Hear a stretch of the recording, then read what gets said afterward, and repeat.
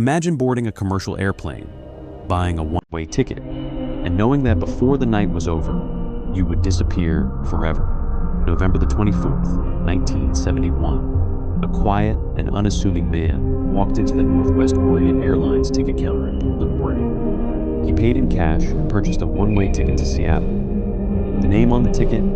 Dan Cooper. He looked completely ordinary. He was wearing a dark-colored suit, a white shirt, and a black tie. There was nothing to suggest that he was about to become one of the most mysterious fugitives in American history. He stepped aboard Flight 305. Our aircraft was a Boeing 727, and the cabin was filled with dozens of passengers. During the early part of the flight, everything seemed perfectly normal. But shortly after takeoff, Cooper handed a note to a flight attendant. At first, she thought he was simply trying to get her attention. But when she looked at the contents of the message, things suddenly became serious. The man claimed that he had a bomb inside his briefcase, and he had a series of demands: 4 parachutes, along with $200,000 in $20 bills arranged in bundles. The flight attendant immediately informed the captain of the situation, and suddenly, everything changed. What had begun as an ordinary flight unexpectedly turned into a hijacking. The passengers had no idea what they had been caught up in. Cooper remained remarkably calm. He didn't raise his voice. He didn't panic. He didn't make exaggerated threats. He simply stood there as a calm man in a dark suit, watching the planes descend. When Flight 305 arrived in Seattle, the ransom money had arrived too. The parachutes were ready. Cooper released the passengers, but his job wasn't finished. He kept several members of the crew. Then, he demanded that the plane take off again, and somewhere ahead, the real mystery was about to begin. As the plane left the Seattle skyline behind, it continued through the dark sky. The crew inside the cabin followed Cooper's instructions to the letter. The aircraft's route was turned south, and the silent flight continued beneath the cover of the dark night. They were heading toward an unknown destination. Cooper now had he had the parachutes with him. They had complete control. Yet a problem had emerged. When the moment came for him to land with the aircraft, he had a different plan. Instead of heading toward an airport, he had something completely different in mind. He planned to step into the void and experience that thrilling moment for himself. At the rear of the Boeing 727 was a staircase. This feature would later play a crucial role because the staircase could be opened while the aircraft was in flight. Cooper had chosen this as his escape route. Outside the aircraft was completely night was falling. The weather conditions were far from ideal. Below them stretched the vast, densely forested region of the Pacific Northwest. It was around 8 p.m.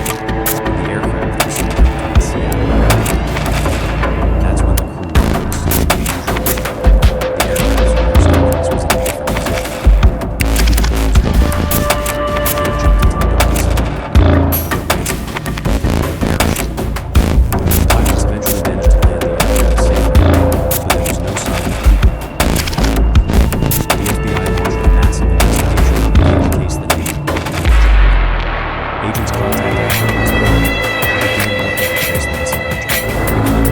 Examined the evidence and analyzed the data. They meticulously searched the aircraft. They pursued hundreds of evidence and placed together and continued to investigate non-stop. Suspects were lost in injuries, but the investigators faced almost an impossible obstacle. There was no confirmed landing site had been identified, and there was still no confirmed identity. After the jump, not a single eyewitness could be found who could verify what had happened. The situation became so strange and mysterious that it was almost as if the man had simply vanished from the sky. 9 years passed, and then an extraordinary discovery was made. In 1980, Brian Hinckley was playing along the banks of the United States. He discovered something very beneath the soil. He found 3 deteriorating bones.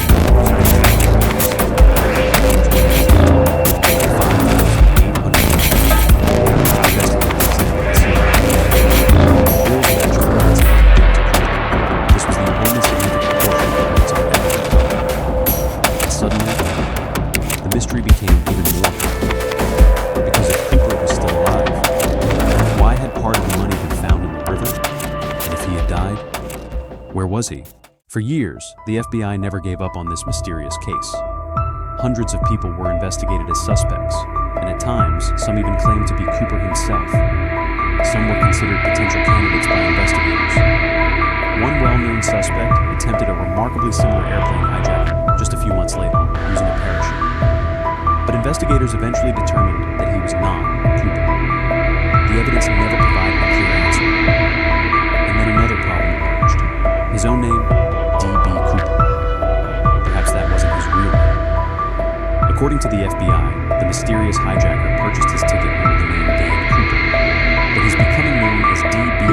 is believed to have started as a lasting mistake made by the media. Even after decades of investigation, we may still have no idea what this man's real name was. Several major theories have emerged. According to one of them, Cooper may have survived. Who knows?